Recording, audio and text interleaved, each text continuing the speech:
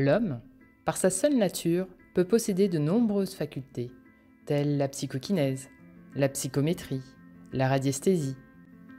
Le magnétisme, souvent mal défini, fait partie des capacités inhérentes à la nature humaine.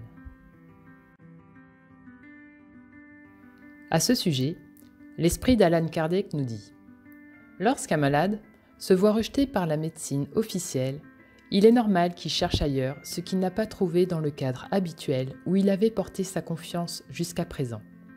C'est alors que viennent les beaux guérisseurs, magnétiseurs ou autres du même genre.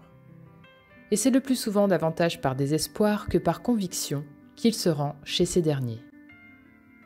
Ces traitements, ces guérisons existent pourtant depuis l'aube de l'humanité. Mais qu'est-ce qu'un magnétiseur ? Le magnétiseur a la capacité de soulager, de soigner et même de guérir des patients atteints de maux différents. Pour cela, il utilisera son magnétisme qui est un supplément d'énergie que certaines personnes possèdent. Le magnétisme, quant à lui, n'est autre qu'une double quantité de cellules contenues en notre périsprite. Mais alors, qu'est-ce que le périsprite ? Il y a en l'homme 3 choses essentielles, le corps, l'esprit et le périsprite. L'esprit incarné possède 2 enveloppes, l'une matérielle, qui est le corps, et l'autre semi-matérielle, appelée le périsprite, pesant environ 10 grammes. Cette seconde enveloppe sert de lien et d'intermédiaire entre l'esprit et le corps. À la mort du corps, l'esprit conserve son périsprite.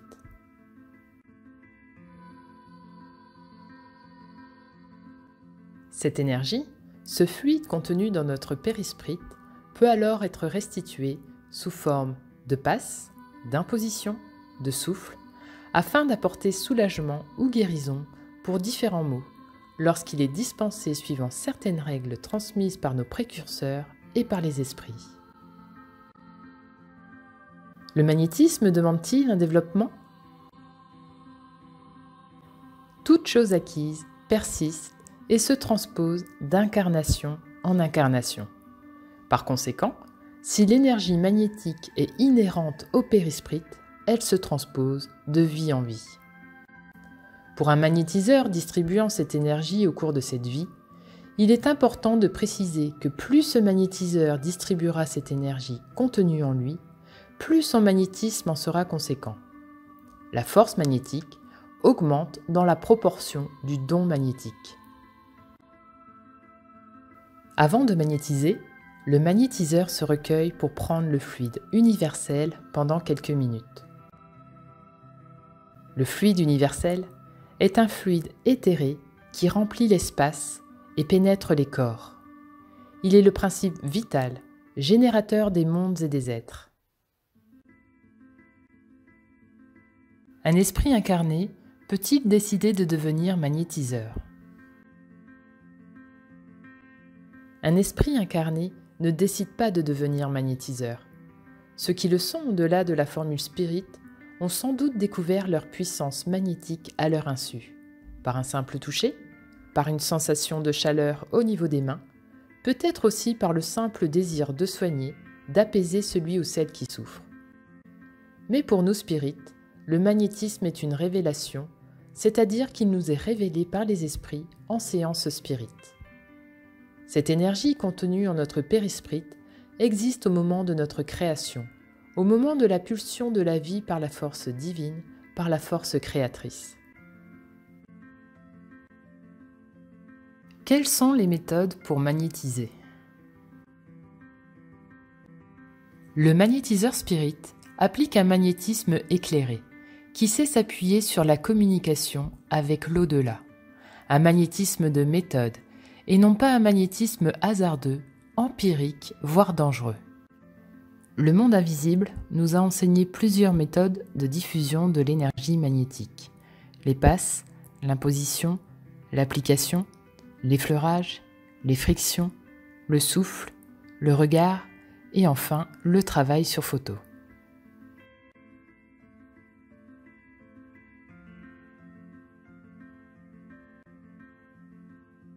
Mais quelle possibilité s'offre à nous si la personne ne se trouve pas à proximité pour se faire soigner?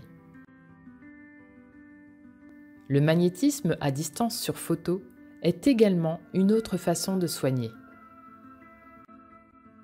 Ce principe répond à une loi naturelle, la force pensée. Le magnétisme ainsi dispensé se véhicule dans l'espace sous forme ondulatoire pour atteindre et pénétrer l'organe à soigner ou apporter calme et force au malade. Cependant, il n'est pas à relier complètement à un phénomène de télépathie.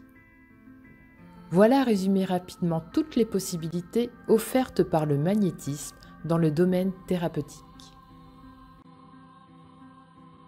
Mais attention, le magnétisme ne doit pas être dispensé dans certaines situations. Le fluide magnétique soulage, soigne et peut guérir certains maux. Toutefois, cette énergie peut s'avérer dangereuse dans le traitement de certaines maladies, notamment le cancer. En effet, le fluide magnétique atteint toutes les cellules, les saines comme les malades. La vertu principale du magnétisme consiste à réactiver et à revitaliser toutes les cellules des organismes vivants. Or, la cellule cancéreuse est une cellule vivante qui prend place à l'intérieur d'une structure cellulaire, une place qu'elle ne devrait pas prendre, une expansion anarchique qui va donner naissance à des métastases.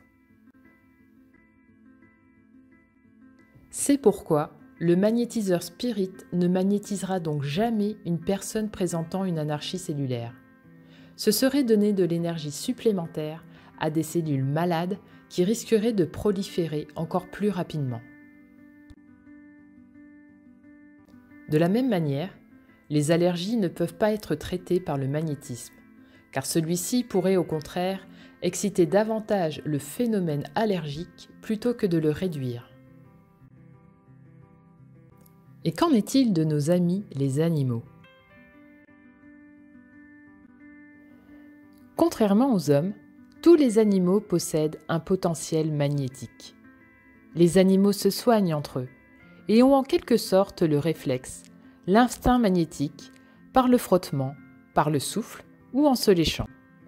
Ainsi, les animaux au contact les uns des autres vivent leur magnétisme au quotidien.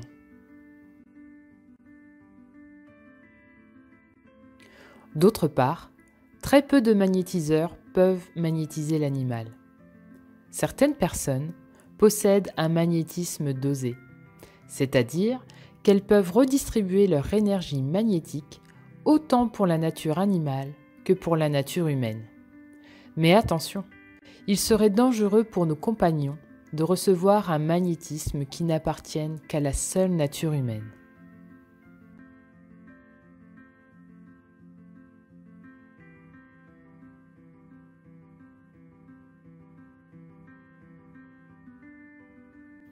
Les autres utilisations du magnétisme. Certains matériaux ont également la capacité à recevoir le fluide magnétique. La magnétisation des objets, des tissus, des liquides, l'eau notamment, vient compléter la vaste manière de guérir. À ce titre, le cuivre, la laine, le fer ou encore l'or ont la faculté matérielle de conserver le magnétisme et de le restituer de façon exacte. L'eau magnétisée, quant à elle, a un effet thérapeutique et apporte force et équilibre pour le corps qui la reçoit.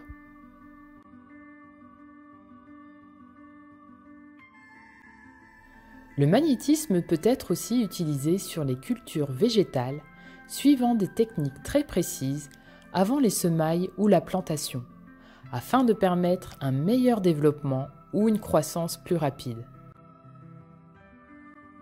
En dehors de ces différents domaines, les spirites utilisent le magnétisme lors de séances particulières de sommeil magnétique, un sommeil provoqué par des passes magnétiques spécifiques. Après la séance, le magnétiseur applique des passes dites de réveil. La cellule de soins magnétique du cercle Allan Kardec. Le magnétisme au sein de notre association existe à travers la cellule de soins magnétiques du cercle Allan Kardec depuis 1992, suite à l'invitation des esprits, afin de partager et de révéler une nouvelle façon de soigner et indiquer des thérapies inhabituelles.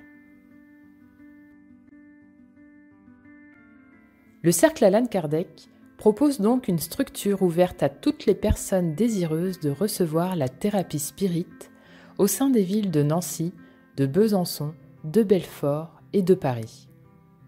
Les magnétiseurs interviennent ainsi bénévolement avec le désir de soulager, voire de guérir. Nous ne prétendons pas tout connaître en magnétisme.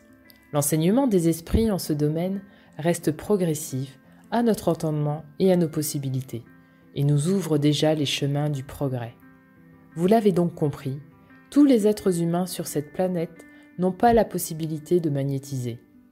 Ce qui ne fait pas de ceux qui possèdent cette faculté des êtres élus par Dieu. Cette situation répond à des lois, à un équilibre universel naturel géré par la force amoureuse à la source de la création.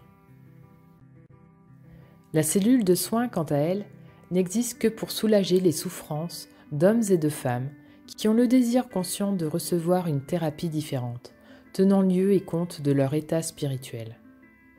Nous ne soulageons pas n'importe comment, nous ne soulageons pas dans l'anarchie, nous ne soulageons pas non plus qui ne veut pas l'être. La médecine actuelle viendra naturellement vers le magnétisme, car dans les actes et les propos tenus, elle y trouvera sa propre démarche. En Angleterre, pour prendre un de nos plus proches voisins, et dans d'autres pays, de nombreux magnétiseurs travaillent dans les hôpitaux en parfaite entente avec les médecins. Dans un avenir à moyen ou long terme, les perspectives pour la société seraient de collaborer davantage avec le monde médical et d'apporter des traitements moins lourds et douloureux. De tendre vers une agriculture saine par l'apport fluidique du magnétisme.